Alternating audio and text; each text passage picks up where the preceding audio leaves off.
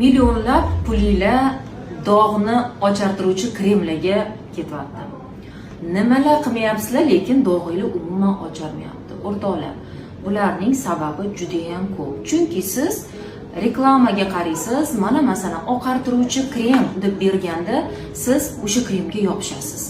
Ha, u oqartiruvchi bo'lishi mumkin, lekin uni tarkibi, masalan, o'sha pigmentingizni qaysidir fermentini yoki qaysidir sababini bloklash uchun, qaysidir sababini ketkazish uchun to'g'ri kelishi mumkin. Demak, men sizlarga hozir pigmentatsiya, ya'ni dog'lar bilan kurashishda eng muhim ingrediyentlar haqida gapirib o'taman. Bu vitamin C, bu niacinamid, bu glutation, bu alfa-arbutin, bu retinol, bakuchol va bu tranexamovая kislota.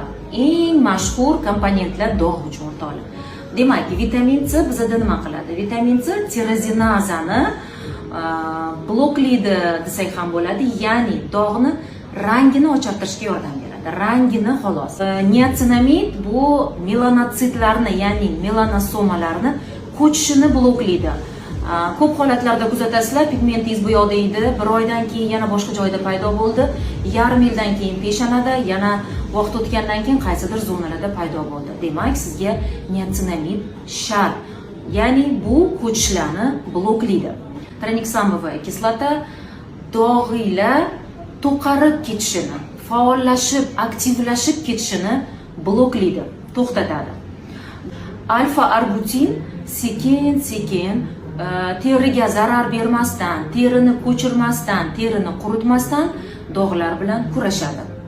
Azilainovая kislota yallig'lanishni kamaytiradi, ya'ni organizmda shamollash hisobiga melanotitlar aktivlashadi o'rtoqlar. Ana o'sha shamollashni kamaytiradi. Shuni hisobiga melanotitlar orqaga qaytishni boshlaydi. Retinol teri yangilanishini, ya'ni regeneratsiyasini yaxshilaydi. Demak, terida regeneratsiya sust bo'lsa, u o'zini o'zi pigmentdan himoya qila olmaydi.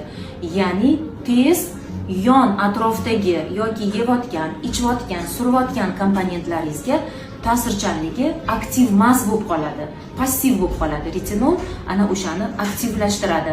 Terini namlantiruvchi suryapsizlarmi? Aktivlashtirib beradi. Terini dog'lari bilan kurashyapsizlarmi? O'shani aktivlashtirib beradi. Demak, glutation nima qiladi? Antioksidant, teri uchun antioksidant, ya'ni teri ostidagi pigment beruvchi barcha fermentlarni orqaga qaytaradi. Ya'ni teri ostini pigmentlardan, melanotitlardan tozalaydi. Va bularni hammasini effektini bir tiyinga chiqarib tashlaydigan narsa bu SPFsiz ko'chaga chiqib ketish. Hammasini suryapsiz, qilyapsiz, hamma aytilganlarni muolajalarga kelyapsiz, lekin natija yo'q, chunki siz SPFsiz ko'chaga chiqib qo'yapsiz. Demak, o'sha aytgan hamma narsam vitamin C, tranexamovая kislota, glutation, alfa-arbutin, azilainovая kislota, mana shu narsalarning hammasi bitta narsada, bu hammasi jamlanishi juda ham qiyin o'rtoqlar. O'shaning uchun yuzingizga pigment tushdimi, yuzingizda muammolar paydo bo'ldimi, har doim mutaxassisga uchrang. Mutaxassis yuzingizga qarab turib, o'sha pigment bilan ishlashi to'g'ri taktikasini sizga tanlab beradi. Va eng asosiy bu mana shu SPF o'rtoqlar.